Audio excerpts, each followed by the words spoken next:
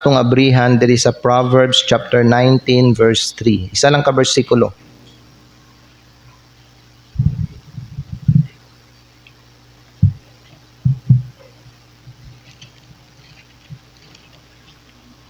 Ang pulong sa Dios nagaingon dinhi, the foolishness of man perverteth his way, and his heart fretteth against the Lord. Sa Bisaya, nagingon, ang pagkabuangon sa usa ka tawo maoy nagahiwi sa iyang dalan, ug ang iyang kasing-kasing nagalagot batok sa Ginoo. Ang atong paghisgutan karong hapon mga igsoon is the danger of a perverted way and a blaming heart. Magampo ta. Amahan namo nga langit nun, salamat kaayo aning kahaponon. Thank you kay Lord kay imuhang gi-minimize ang kainit. Aron kami Ginoo dili kayo may maglisod sa amo ang pagsimba o sa amo ang pagpaminaw sa imong pulong. Amahan, salamat aning mensahe nga imong giandam. Lord, nagaampo mi nga hayagi ang among mga hunahuna aron nga naa mi masabtan o aron naa pod mi ma-realize. I pray, Lord, that you will bless the preaching of your word, and I pray, Father, for wisdom as I preach to your people today. Father, nagaampo ko sa mga katawhan po nimo nga maminaw nga imuha po abrihan nila mga kasing-kasing, istoryahan sila nga pinaagi niini, madungagan ang ilang kaalam diya sa ilang kinabuhi ug madasig pud sila Ginoo. Itugyan namo ang kining tanan, Lord, diha sa imo kay wala mi mabuhat kung wala ka. Kining tanan among ginaampo ginapasalamatan sa pangalan ni Kristo nga among Ginoo, among manluluwas. Amen. Pwede na mo maglingkod. Salamat mga higala. Gingon diri sa Biblia mga higala sa atong gibasa, ang kabuang o ang pagkabuangon sa usa ka tawo maoy nagatuis sa iyang dalan. Unsa man na siya mga higala? Often mga igsoon, kita ang rason nganong kining ato ang dalan mahiwi. Often kita ang rason nganong kining atong kinabuhi madaot. Unya kung madaot na ang atong kinabuhi, ang atuang i-blame ang Ginoo. Masuko ta sa Ginoo, we will fret against God and we will blame Him kung unsay kaning nahitabo sa atong kinabuhi.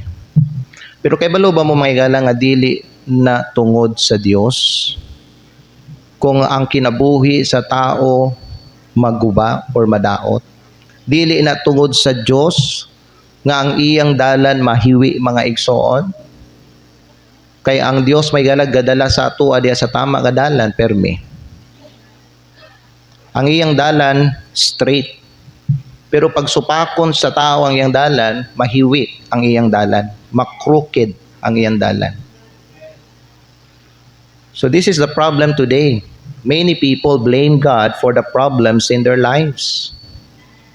When things go wrong, kung di na maayo ang dagan sa ilang kinabuhi, or kung di na maayo ang ilang kinabuhi, kung daot na, when things go wrong in their finances or in their relationship or even mga igsoon in the consequences of their sin, ilahada yung pangutano ng Diyos. Ungino nila, Ginoo nga man nga gialaw nimo ni sa akong kinabuhi. Di ba muana biya dayon ang uban nga mga Kristiyano, no? Lord, why did you allow this in my life? Why did you allow this to happen in my life? Pero ang kaning verse nga atong gibasa mga higala, naghatag siya sa tua o kaning kamatuuran. The truth is, it's not God who is the reason sa kaning kasamok nga nahitabo sa atong kinabuhi karon. But it's our own foolishness. Our own foolishness is the reason nga nung madaot ang atong kinabuhi. Kasagaran ang tao nga ang nagmugna ang tao man gyud ang nagmugna sa iyang kaugalingon nga kasamok.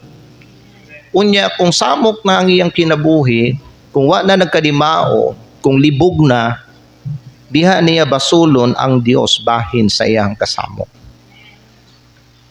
Ang kaning kuan mga igala, Proverbs, the book of Proverbs is written to teach us wisdom, to teach us responsibility and godly living. So gikan dinhi mga igsoon si Solomon, nag-expose siya og usa ka common nga pattern sa tao. And what is that pattern? Una, ang tao ang maoy ning pili sa kabuang. Unya tungod kay gipili ni ang kabuang, ang iyang kinabuhi karon ikaduha nahimong hiwi, perverted ang iyang kinabuhi, crooked. Unya ikatulo, kung hiwi ng iyang kinabuhi, the third truth is he becomes angry at God. So this afternoon, I will give you a few truth gikan diri sa Proverbs chapter 19 verse 3. Sa dili pa ta moadto sa una nga punto, basahon nato balik ang bersikulo 3. Nagingon ang Bible diri sa ato, the foolishness of man perverted his way. Ang pagkabuangon sa usa ka tawo maoy muhiwi or maoy nagahiwi sa iyang dalan, ug ang iyang kasing-kasing nagalagot batok sa Ginoo. Number one mga igala is this: the foolishness of man distorts his life. Sa atong gibasa diri, ang pinakauna nga mga pulong sa bersikulo 3, the foolishness of man perverted his way.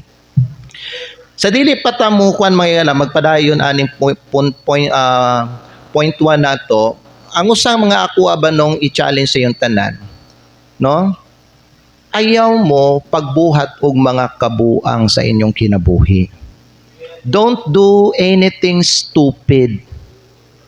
Don't do those things that you know mga igsoon nga dili kabubuton sa Dios para sa imo.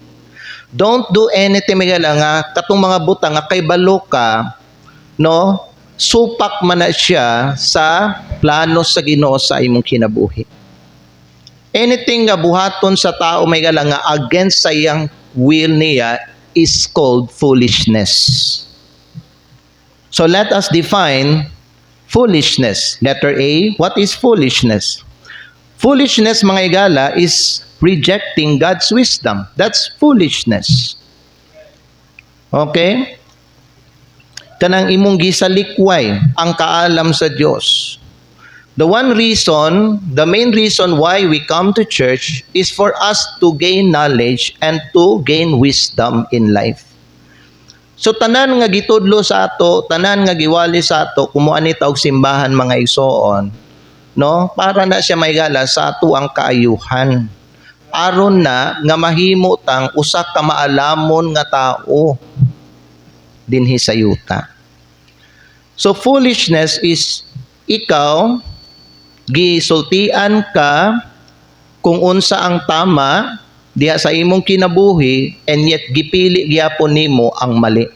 Gi-reject nimo ang wisdom sa Dios. Nasabtan ninyo?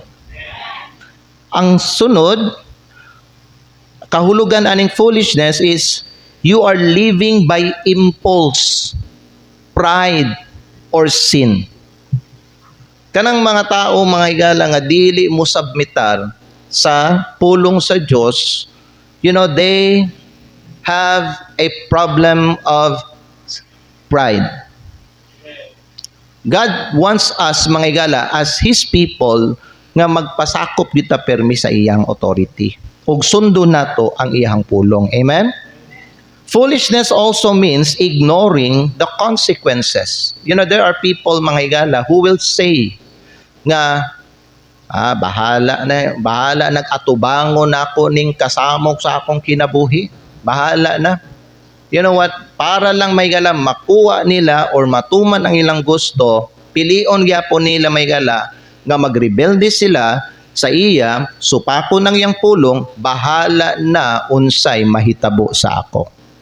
Have you heard people, may gala, saying those words? Bahala na. Pangitan. Sultian siya nga kani ang possible nga mahitabo sa imuha. Kani ang mahimo nga possibility sa imong kaugmaon nimo.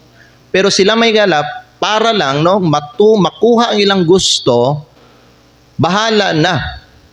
Magkinabuhi sila sa consequence sa ilang sala. Ang tao may gala nga kay balo sila nga kanang ilahang buhaton magbunga na og bad consequence is nya buhaton gyapon nila is called foolish people. God doesn't want to hurt us. God doesn't want to destroy our future. I mean, dili gyud siya gusto magdaot sa ato ang kinabuhi ug sa atong kaugmaon. Pero kita ang nagguba, kita ang nagdaot.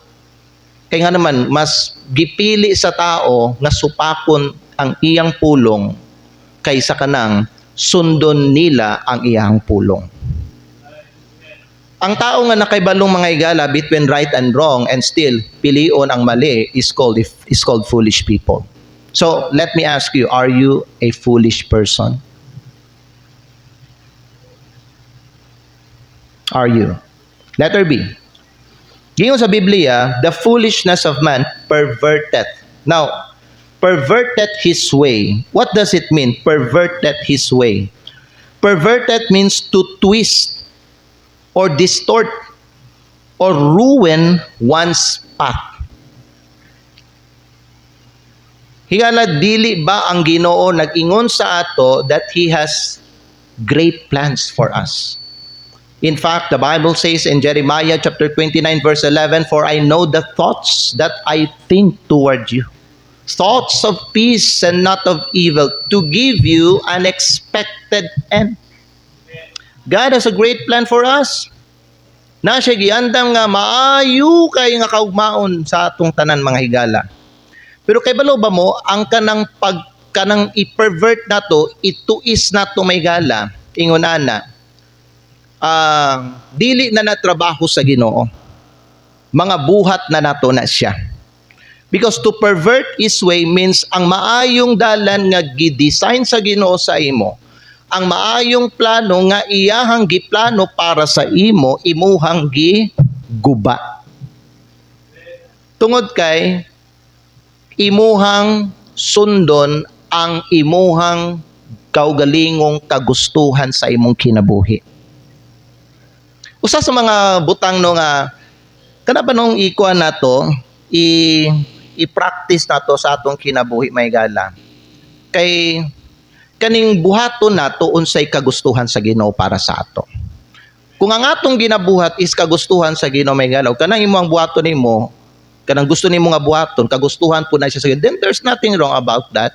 Pero kung naa kay mga gusto nga buhaton nga from your knowledge against siya sa iyahang plano para sa imong kinabuhi o sa iyang kabubuton para sa imong kinabuhi, then don't continue doing what you want to do with your life.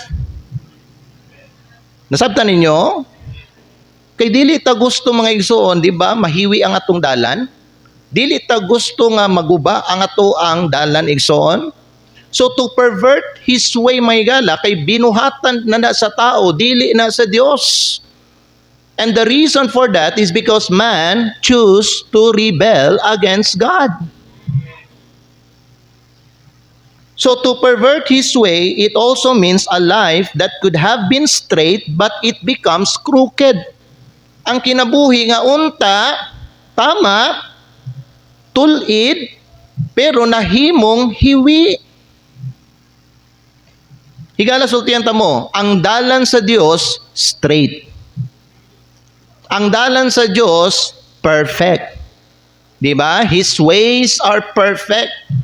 His way is straight. Tulid. Pero ang tao, maoy ning bend sa dalan sa Diyos tungod sa sala.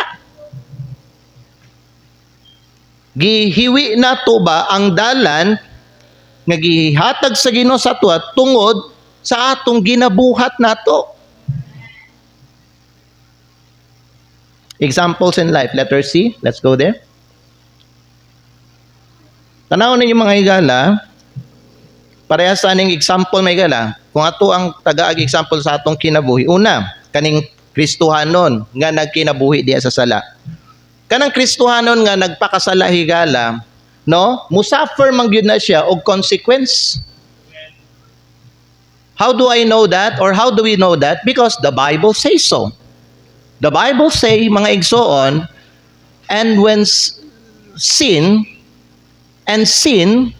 when it is finished, bringeth forth death. So, ang kaning sala nga buhaton nato, ang kining disobedience nga ato ang ginabuhat or ang kaning rebellion nga atong ginabuhat higala, magresulta gyud ni siya og kaning di maayo sa atong kinabuhi. It will bring death and destruction. Karon, kung naanay kaning suffering nga makita nila sa ilahang kinabuhi may gala, then they will blame God for their circumstances na dayon. Lord, nganong ingon ani man nga akong kinabuhi karon? Lord, ngano man ingon ani kabugat ang akong trials? Lord, ngano man Ginoo, nasakitan na jud kog maayo, Lord, sige mo ta ko gampo sa imo. Lord, kay balo jud biya ka sa akong kasing-kasing Ginoo, sige ko permi ko gasimba sa imo. Higala, walay question sa imong pagsimba. Walay question sa imong pagampo. Walay question kung ikaw nagabasa kag Bible. The problem is nag-disobey ka sa Ginoo. The problem is nagbuhat kag sala diya sa imong kinabuhi. And that's why may gala kanang imong ginabuhat karon mga igsoon, nagbunga na siya og kaning consequence. So dili dapat mga igsoon i-blame ang Dios sa unsay nakita karon sa ato ang kinabuhi. Kay dili ang Dios ang nagahatag og kagubot sa atong kinabuhi, may gala kita ang nagahimo og kagubot sa atong kinabuhi tungod kay kita may gala wala gasunod sa iyahang instruction. Wata gasunod sa iyahang pulong. Amen? Another example, financial irresponsibility. Nagampo ka kaniadto, Ginoo, tagaay mi kwarta. Lord, provide our needs. Karon mga igsoon, gitagaan ka sa Ginoo may gala og pang starting nimo. Karon irresponsable man ka sa pagdala og kwarta. So kanang imo ang pagka-irresponsable, nagbunga siya og utang. Karon napuno ka og utang, nalubong ka sa utang. Kay nagsige na lang kag pangutang aron mabayaran ang imong utang. So ang imong utang is never ending utang. So karon naglisod ka, there's a consequence karon. Nagid ba gitudlo ang Ginoo may galabahin aning kuan mga igsoon, kaning pagdala og kwarta. Pero ang rason nga nung daghag mga tao karon nagpait, naglisod financially, nalubong sa utang is because of their mismanagement and because of their irresponsibility. So karon kay nalubong na sila utang, muhilak na pud sila, hilak-hilak sila. Unya karon maglabad ilang ulo, una sila usahaw man ni ako pagbayad akong mga utang, left and right ang akong utang, wala na undang asa na kako. Mura na jud ka mahigalan na nakuha na jud ka, mura na jud kag na priso gyud. Mo di na ka makabati og freedom. Higala ka na ba ng paminaw usahay kasagaran kani ato ang kapait ug kalisod nato financially, bunga ni sa ato ang pagka-irresponsable ug pagka di maayo nga pinayalan sa Dios bahin sa kwarta. Now I told you before mga igsoon, gisulti na nako ni sa inyo kaniadto nga walay problema nga mangutang. Pero kung mangutang ka, siguruha responsable ka mo bayad sa imong utang. Amen? Ug dapat naapog kay kaalam.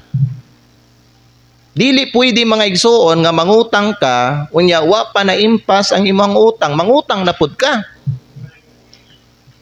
Kay kanang imuhang patong-patong nga pagpangutang igsoon, magbunga na siya og kanang slavery sa imuha. Unya makaluya ba aning way kwarta, makaluya ba aning kuan mga igsoon, naghago ka sa imong trabaho unya ang imong hinaguan may gala didto lang ibayad sa imong mga utang. Diba? Imbis nga God wants us to enjoy our labor, ingon na, pero tungod may gala kay na mismanage nato ba, daghang tag-utang karon di nato ma-enjoy ang ato ang mga kahago kay didto naman padulong bayad sa mga utang nato. Unya unsa nay mahitabo karon? Tanawa ha, ang consequence debt. Unya pag naa na ingon ani, i-blame nila ang Dios para sa ilang kakulangon. Amen na mo nga mo provide ang Ginoo. Lord, ingon ka Lord kay tagbuon nimo ang among mga panginahanglan. Igsoon, ginatagbo man sa Ginoo atong mga panginahanglan. Ang problema lang may galaban no kay ningabusarta sa kaayos sa Ginoo. And sometimes may igsoon tagaan tag leksyon sa Ginoo. Amen. Aron kita mga igsoon mahimo tang maalamon nga tao. Say kaning mga pag-antos sa to karon may gala magkuan siya magbunga ni kaalam pud sa atong kinabuhi. Amen. Aron nga kita nga nakakat-on na aning mali nato di na nato ni usbon. Kay kung usbon pa na nato unsay tawag nato may gala buang na gyud kayo ta. Di ba?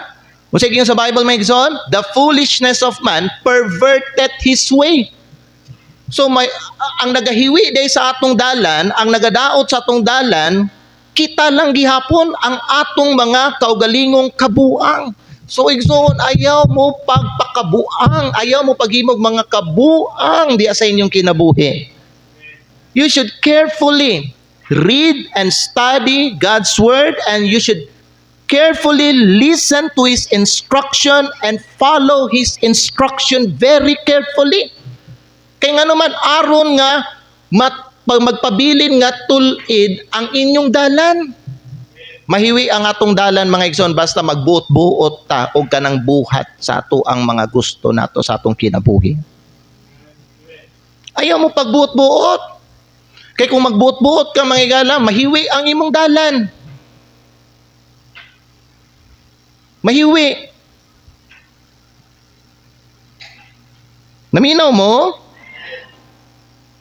Sunod, ikatulo. So una, a person lives in sin, suffers consequence, and then blame God for his circumstances. Sunod, financial irresponsibility, debt. Karon, tungod sa iyang pagka-responsable, naman ko sa iyang mind yun, mabayaran na ako ni, kasi magsalig magud ang tao. Karon mga igsoon, debt. Unya may gala karon napunog utang, naglisod karon, daghanag mga kakulangon, i-blame na dayon ang Ginoo. Amen?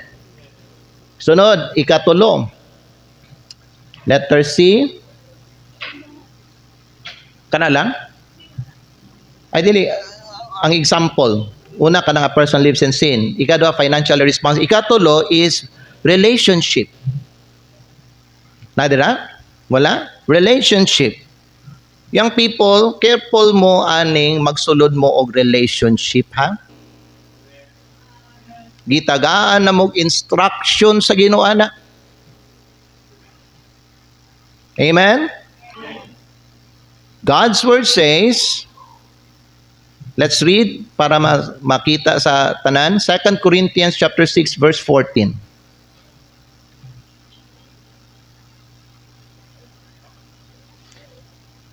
Here is God's instruction. Be ye not unequally yoked together with unbelievers. For what fellowship hath righteousness with unrighteousness? And what communion hath light with darkness? Verse 15, please. And what concord hath Christ with Belial? Or what part hath he that believeth with an infidel, or the one nga wala ming tuo, dili magtotoo? That's why mga igsoon, diri sa atong simbahan, we practice what God teaches us. Because even us mga igsoon, dili ta gusto madaot o mahiwi ang atong dalan. Wrong relationship mga igsoon, paminaw mo, will pervert our way. Let's read from the life of King Solomon. Nakalimot ko sa verse, pero i-check lang din ka ng mga pulong bitano, for they shall turn away their heart, for they shall turn away your heart from the Lord. Kana ang giingon sa Ginoo kay King Solomon. First Kings, I believe that's First Kings, siguro.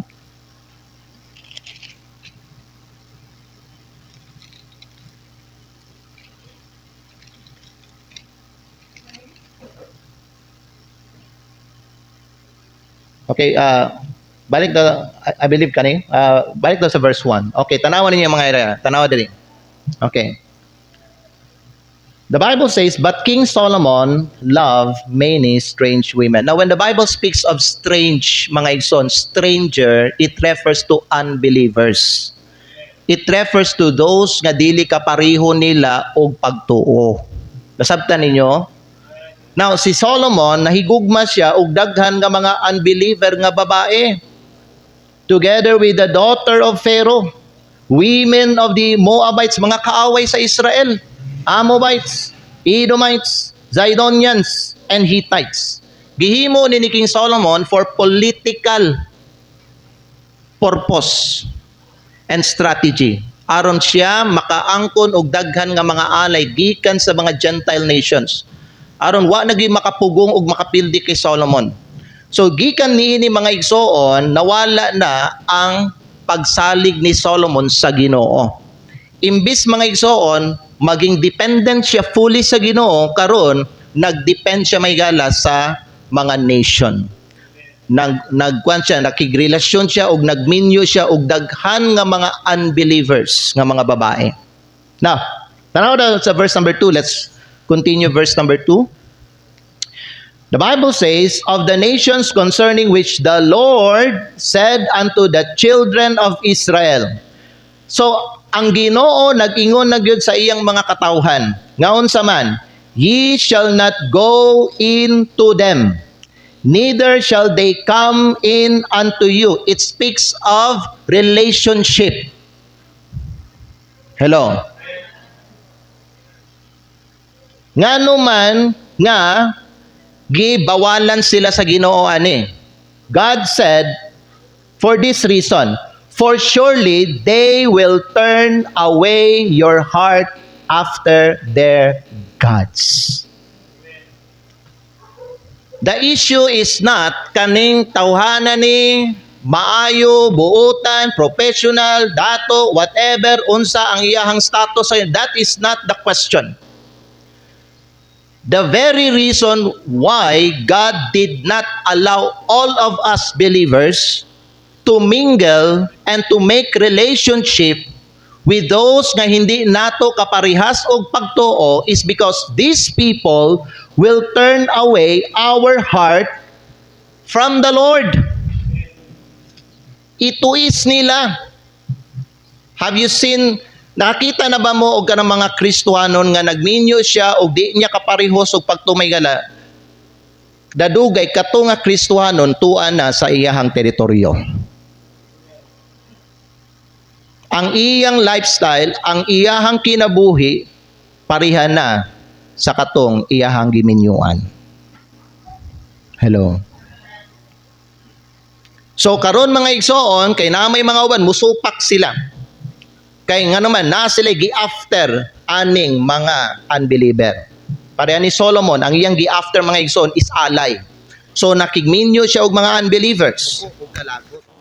So tungod sa iyang kalagot mga igsoon, ingon na, iyahang giusab ang iyahang pagpananom niya. So wa na siya nagtanom og kaning daot nga mga liso, ang iyahan ng gitanom, mga maayo na nga liso. So kay mga maayo na nga liso ang iyang gitanom karon na ay change of harvest mga igsoon.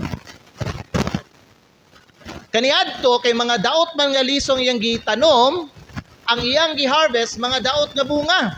Pero kay iyaha man giusab ang mga liso nga giturok diha sa yuta, karon nagharvest siya og mga maayo na nga bunga.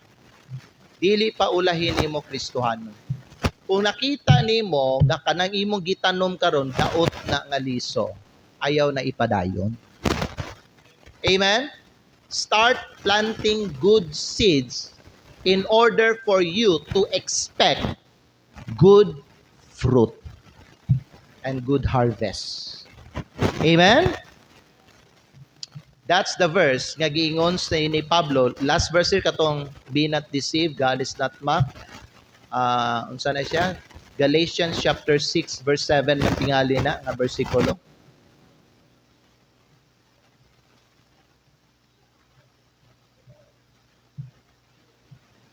Chapter 6 verse 7. Last verse na lang ni. Okay, gingon diri mga iwala, magbasa ta tanan. Tanawan ninyo ang bersikulo mga igsoon. Unya magbasa tang tanan. Kani ang mahimo nato nga closing verse, ha? Galatians chapter 6 verse 7. Sige. Tanawan ninyo tanan sa screen. Unya basahon nato. Ready? Begin. Be not deceived. God is not mocked. For whatsoever a man soweth, that shall he also reap. Balik ta sa katong conclusion der katong illustration nga akong gikuan. Tanawa. All you need to do, Kristohanon, tanawa ninyo, paminaw mo, aron mahuman na ta, all you need to do is you change the seed and you change the harvest. Amen? Stop planting kaning mga daot nga liso. But start planting kanang mga maayong aliso. Amen ba? Okay. Ito ko ato mga ulip, yung nato mga mata.